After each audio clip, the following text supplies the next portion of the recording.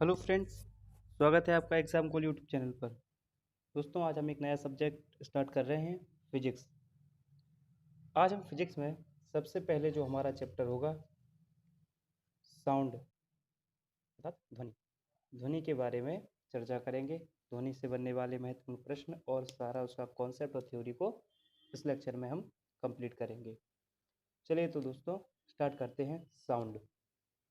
चलिए तो अब समझते हैं साउंड के बारे में।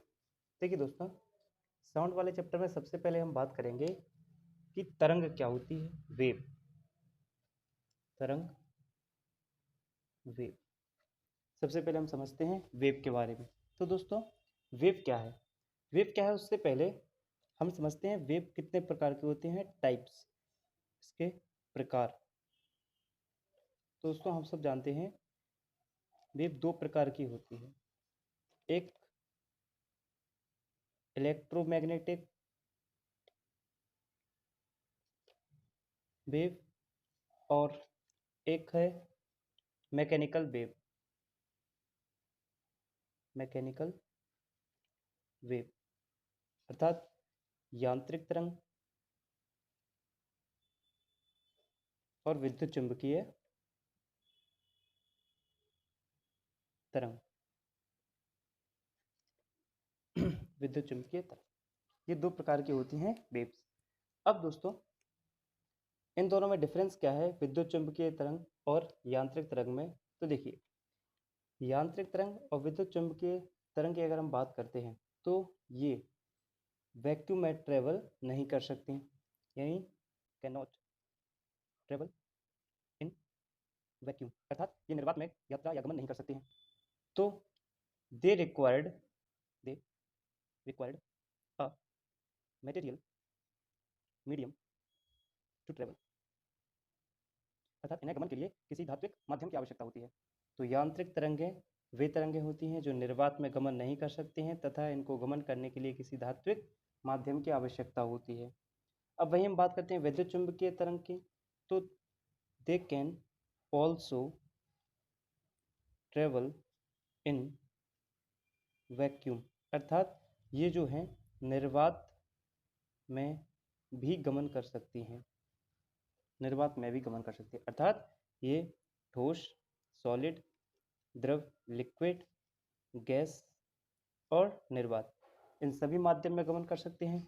ये केवल ठोस, द्रव और गैस, इन तीनों ही माध्यम में गमन कर पाते हैं। तो ये सबसे बड़ा डिफरेंस है मैकेनिकल वेव और इलेक्ट्रोमैग्नेटिक वेव में।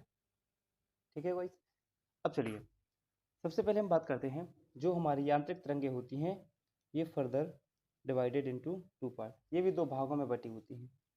एक ट्रांसवर्स अर्थात अनुप्रस्थ तरंग और एक होता है अनुदैर्ध्य लॉन्गिट्यूडनल अर्थात अनुदैर्ध्य तरंग।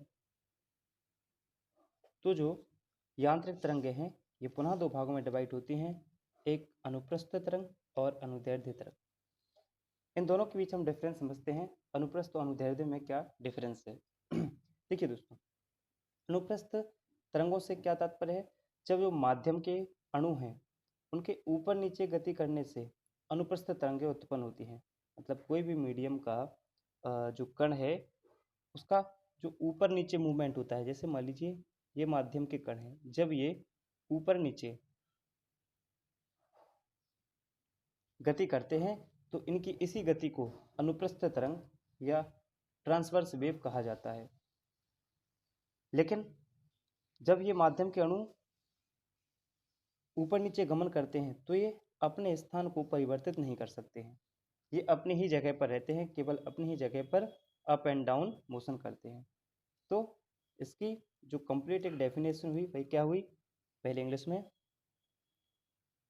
Transverse wave generate due to up and down motion of molecule of medium but जो molecule है the molecule but this molecule do not travel from 1.2 1.2 another. तो अब देखिए हिंदी वाले लिख लीजिए कि जो अनुप्रस्थ तरंगे हैं ये माध्यम के जो कण होते हैं उनके ऊपर नीचे जो गति करते हैं उसके माध्यम से उत्पन्न होते हैं, किंतु इनमें जो कण हैं वह एक स्थान से दूसरे स्थान पर गमन नहीं करते हैं, अपने ही स्थान पर स्थित होते हैं। पहला। तो फिर जो हमें मूवमेंट हुआ दिखाई देता वह क्या है? तो हम कह सकते हैं ओनली एनर्जी अर्थात ऊर्जा, only energy transfer 1.2 another point। केवल ऊर्जा ही एक स्थान से दूसरे स्थान पर स्थानांतरित होती है, ट्रांसफर होती है। तो इस प्रकार का जो पूरा इस सिनेरियो होता है वह कहलाता है अनुप्रस्थ तरंग, अनुप्रस्थ वेग। तो दोस्तों एक बार हम फिर से देखते हैं। अनुप्रस्थ तरंगे वे तरंगे जो माध्यम के कणों के अप एंड डाउन मोशन अर्थात ऊपर नीचे गमन या गति करने से उत्पन्न होती हैं।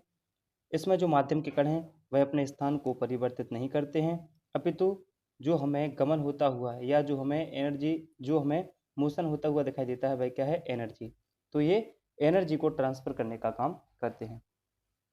इसका जो एग्जाम्पल हम देख सकते हैं, मान लीजिए रस्सी है, हमने रस्सी को पकड़ के एक पॉइंट पे बांधा और उसको हमने मोशन किया, तो हमें जो रस्सी का ये जो मोशन दिखाई देगा यही क्या कहलाएगा? यही कहलाता है अनुप्रस्थ तरंग, ट्रांसवर्स वेव। इसके अलावा और हम क्या दे सकते हैं? जो वेव जो पानी के सरफेस पर उत्पन्न यानी जल की सतह पर उत्पन्न तरंगे हैं, तो एग्जाम्पल हम लिख सकते हैं वेव्स इन स्ट्रिंग अर्थात रस्सी में उत्पन्न तरंगे, और एक एग्जाम्पल है wave on the surface of water अर्थात जल की सतह पर उत्पन्न तरंगे। तो ये उदाहरण हो गए दोनों अनुप्रस्थ तरंग के। ठीक है दोस्तों, अब अनुप्रस्थ तरंग हैं, इनमें जो वाइब्रेशन होता है, एक पॉइंट और बनता है यहाँ पर, जो कंपन होता हुआ दिखाई देता है वह कैसा कंपन होता है? तो अनुप्रस्थ तरंगों में जो वाइब्रेशन होता है, वाइब्रेशन अर्थात कंपन, जो कंपन होता है वह कंपन कैसा होता है? वह होता है परपेंडिकुलर, लंबवत, परपेंडिकुलर अर्थात इसमें जो होता है लंबवत कंपन। तो पूछा जाए वे कौन सी तरंगे हैं जिनमें लंबवत कंपन होता है, परपेंडिकुलर वाइब्रेशन होता है, वे कहलाते हैं ट्रांसवर्स वेव अर्थात अनुप्रस्थ तरंगे। और इनमें एक और बात ध्यान देने योग्य है, ये केवल सॉलिड और लिक्विड अर्थात ठोस और द्रव में ही मोशन करती हैं, गति करती हैं। तो ये हो गया हमारा अनुप्रस्थ तरंग। अब हम बात करते हैं अनुदैर्ध्य तरंग की। सबसे पहले तो अनुदैर्ध्य तरंग देखिए, जब माध्यम के अणु आगे पीछे गति करते हैं, इसमें क्या हो रहा था? अप एंड डाउन मोशन, इसमें होगा आगे पीछे गमन। तो जब माध्यम के अणु आगे पीछे गति करते हैं तो उससे जो तरंग उत्पन्न होती है उन्हीं को बोलते हैं हम अनुदैर्ध्य। और ध्यान रखना यहाँ पर भी जो माध्यम के अणु के वो एक स्थान से दूसरे स्थान पर नहीं जाते हैं, केवल क्या ट्रांसफर होगी? जैसा कि हमने देखा था एनर्जी, केवल ऊर्जा को स्थानांतरित करते हैं। तो जैसे यहाँ पर इंग्लिश में लिखा तो यहाँ पे हिंदी में लिख ले रहे हैं, माध्यम के अणुओं, माध्यम के अणुओं के आगे पीछे गति करने से जो तरंगे उत्पन्न होती हैं क्या कहलाती हैं? अनुदैर्ध्य तरंग कहलाते हैं। ध्यान रखना, अगर हम बात करें किंतु माध्यम के अणु एक स्थान से दूसरे स्थान तक नहीं जाते हैं। तो ट्रांसफर क्या होता है? केवल ऊर्जा ही स्थानांतरित होती है। ठीक है गाइस, तो आप यहाँ पर लिख सकते हैं इंग्लिश वाले ध्यान रखना, longitudinal waves generate due to back and forth motion of molecule of medium, but these molecule do not travel from one point to another, only energy transfer one point to another। ठीक है दोस्तों, और इसका example क्या होगा, इसी का example होगा वेव इन साउंड। ठीक, जो साउंड के द्वारा जो उत्पन्न तरंगें होती हैं वे इसके अंतर्गत आएंगी। तो वेव, या हम डायरेक्ट लिख सकते हैं साउंड वेव। तो जो हमारा महत्वपूर्ण पॉइंट यहाँ से निकल के आया वो साउंड, क्योंकि जो हमारा टॉपिक है साउंड, उसका जो ओरिजिन सोर्स है वह क्या है, अनुदैर्ध्य तरंग। तो अभी हमने देख लिया कि तरंग कितने प्रकार की होती हैं, जिनमें से हमने यांत्रिक तरंगों के बारे में बात की कि ये 2 प्रकार की होती है, अनुप्रस्थ और अनुदैर्ध्य। अनुप्रस्थ क्या होती है, अनुदैर्ध्य। हाँ, अनुदैर्ध्य में एक पॉइंट और जो रहेगा कि ये तीनों माध्यम, सॉलिड, लिक्विड और गैस, तीनों माध्यम में ट्रेवल कर सकती हैं।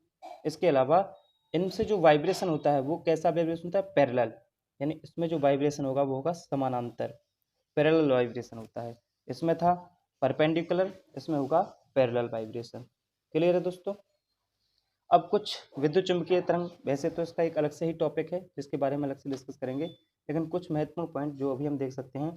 तो देखिए, सबसे पहले हमने देखा कि विद्युत चुंबकीय तरंगें निर्वात में ठोस, द्रव, गैस तीनों माध्यम में गमन कर सकती हैं। इसके अलावा जो विद्युत चुंबकीय तरंगें होती हैं ये ऑल्सो ट्रांसवर्स वेव, ये भी अनुप्रस्थ तरंगें ही होती हैं। तो ये अनुप्रस्थ तरंगें होती हैं, अर्थात ये जो अपना मूवमेंट करती हैं, गमन करती हैं, वो अनुप्रस्थ तरंगों की तरह ही करती हैं। ठीक है ना, एक तो ये पॉइंट क्लियर हुआ।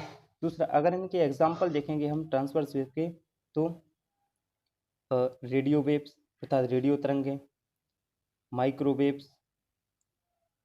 सूक्ष्म तरंगें ना, इंफ्रारेड अर्थात अवरक्त तरंगें, अल्ट्रावायलेट यानी यूवी किरण है ना, विजिबल लाइट अर्थात दृश्य प्रकाश, वह जानी है पीनाला, X rays and gamma rays, ये सभी किसके उदाहरण हैं, ये सभी उदाहरण हैं ट्रांसवर्स वेव के, सॉरी इलेक्ट्रोमैग्नेटिक वेव के। Clear friend.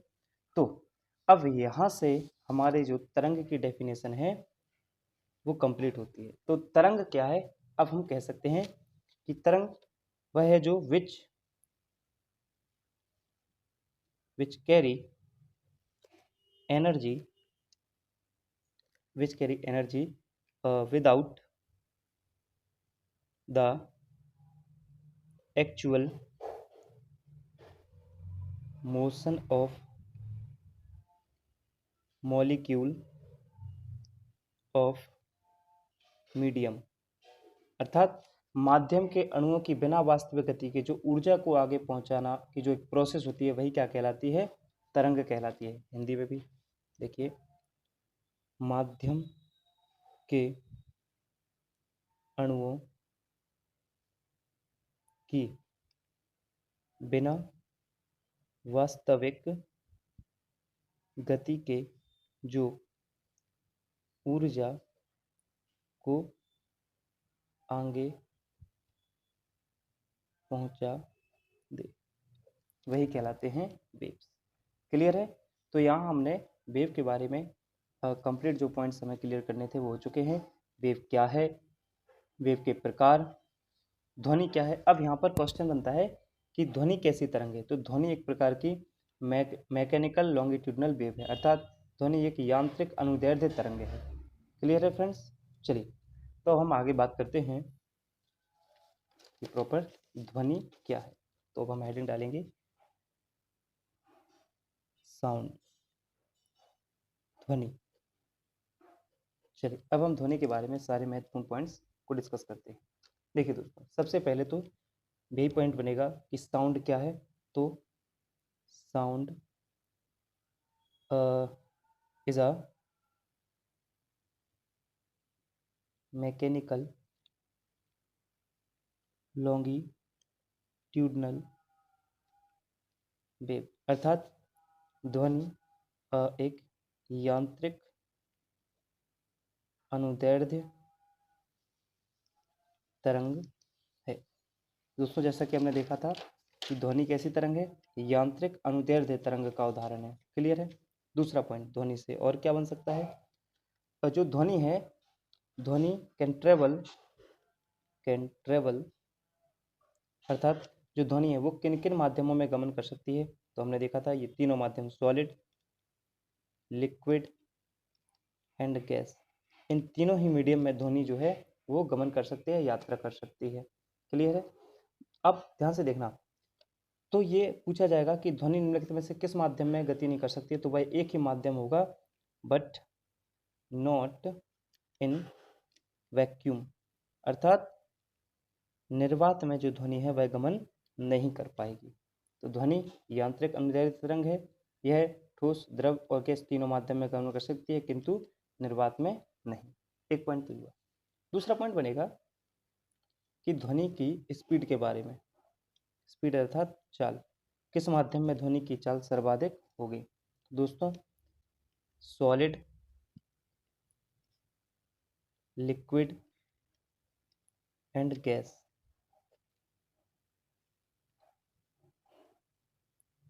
तो सबसे ज़्यादा जो ध्वनि की चाल होगी वो ठोस माध्यम में और सबसे कम गैसीय माध्यम में होगी। ठीक है ना? ये सीक्वेंस है कि सर्वाधिक ठोस, उसके पश्चात द्रव और उसके पश्चात गैस। क्लियर है दोस्तों? और ये ध्वनि से संबंधित कुछ महत्वपूर्ण पॉइंट हो गए। अब देखिए दोस्तों, ध्वनि से संबंधित कुछ और महत्वपूर्ण पॉइंट है, जैसे एक टर्म है वेवलेंथ, अर्थात तरंग दैर्ध्य। ये तरंग दैर्ध्य क्या है? क्लियर है? तो देखो, तरंग दैर्ध्य क्या है? The distance between two consecutive crest or trough is called wavelength, है ना? हिंदी में दो लगातार क्रस्ट यानी सुरंग और गर्त के बीच की जो दूरी होती है वही क्या कहलाती है? तरंग दैर्ध्य कहलाती है। देखिए दोस्तों, जैसे ये इस प्रकार से एक तरंग है जो गति कर रही है, तो तरंग का ये वाला हिस्सा क्या कहलाता है? यह कहलाता है श्रृंग, जिसको इंग्लिश में क्या बोलते हैं?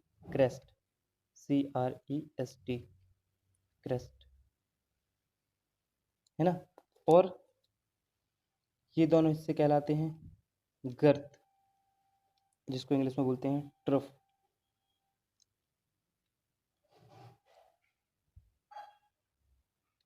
तो परिभाषा क्या कहता है? The distance between two consecutive crest और ट्रफ, यानी दो लगातार श्रृंग और गर्तों के बीच की जो दूरी होती है, वही क्या कहलाती है? वही कहलाती है तरंग दैर्ध्य, वेवलेंथ। और इस वेवलेंथ को हम प्रदर्शित करने का जो साइन है वो क्या है? लैम्डा। ठीक है दोस्तों, तो ये लैम्डा से हम इसको प्रदर्शित करते हैं। ठीक है ना? और अगर आपसे पूछा जाएगा तो तरंग दैर्ध्य है, इसकी एसआई यूनिट, एसआई मात्रक क्या है? तो इसका एसआई मात्रक होता है मीटर। ठीक है गाइस? इसके अलावा अगर अदर यूनिट इसकी पूछी जाए तो होती है एंगस्ट्रॉम, इसको एंगस्ट्रॉम में भी मापा जाता है। और आप सब जानते हो 1 angstrom is equal to 10⁻⁻10 metre. एक एंगस्ट्रॉम बराबर 10⁻⁻10 मीटर होता है। तो एक टर्म हुआ तरंग दैर्ध्य। दोस्तों ध्वनि से ही रिलेटेड एक और टर्म है जिसको हम बोलते हैं आवृत्ति। आवृत्ति अर्थात फ्रीक्वेंसी, ठीक है ना?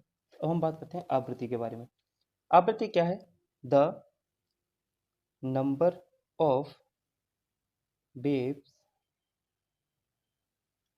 Produced in 1 second is called frequency,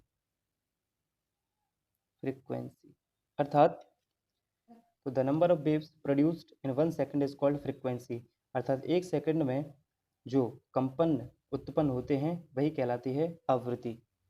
और अगर हम आवृत्ति की एसआई यूनिट की बात करते हैं, एसआई मात्रक की बात करते हैं, तो ऐसा ही मात्रक होता है हर्ज। और आप सब जानते हो 1 हर्ज इज इक्वल टू 1/सेकेंड। क्लियर है फ्रेंड्स? चलिए दोस्तों, बस हम एक पॉइंट और आज की क्लास में डिस्कस करेंगे जो कि बहुत ज़रूरी है। इसको हम बोलते हैं आयाम, एम्पलीट्यूड। एम्पलीट्यूड अर्थात आयाम। आयाम भी ध्वनि से रिलेटेड एक टर्म है या वेव से रिलेटेड एक टर्म है, इसको हम समझते हैं। देखिए आयाम क्या होता है, तो the maximum displacement from main position is called amplitude. ध्यान रखना, जो भी जैसे हमने ये देखा था, तो माध्यावस्था से अधिकतम विस्थापन जो होता है वही क्या कहलाता है, एम्पलीट्यूड। अर्थात एम्पलीट्यूड को हम स्मॉल ए से प्रदर्शित करते हैं। तो माध्यावस्था से, ये माध्यावस्था है, इससे अधिकतम विस्थापन चाहे वो अप मोशन में हो या डाउन मोशन में हो, क्या कहलाता है, यही कहलाता है आयाम। तो दोस्तों हिंदी वाले लिखना कि माध्यावस्था से अधिकतम विस्थापन आयाम कहलाता है। The maximum displacement from main position is called amplitude. और दोस्तों इसकी जो ऐसा ही मात्रक होता है वही भी होता है मीटर। और अब यहाँ पर एक पॉइंट और है कि जो आगे हमें काम आएगा, स्पीड ऑफ वेव अर्थात तरंग की चाल भी इज इक्वल टू होती है एफ लेमडा, अर्थात आवृत्ति इंटू तरंग दैर्घ्य, यही है तरंग की चाल। तो दोस्तों आज की क्लास में हम जो बेसिक टर्म थे ध्वनि के बारे में, और इससे पहले हमने समझा कि तरंग क्या होती है। अब दोस्तों ये दोनों पॉइंट्स अभी क्लियर होने के बाद जो हमारा नेक्स्ट जो हमारा लेक्चर होगा उसमें हम और इस टॉपिक को आगे बढ़ाएंगे, इस टॉपिक को फिनिश करेंगे। तो दोस्तों अगर आपको वीडियो पसंद आई है तो वही आप वीडियो को लाइक करिए, कमेंट करिए, ज़्यादा से ज़्यादा अपने दोस्तों के पास शेयर कीजिए, और अगर हमारे चैनल पर नए हैं तो हमारे चैनल को सब्सक्राइब कीजिए। थैंक यू, धन्यवाद।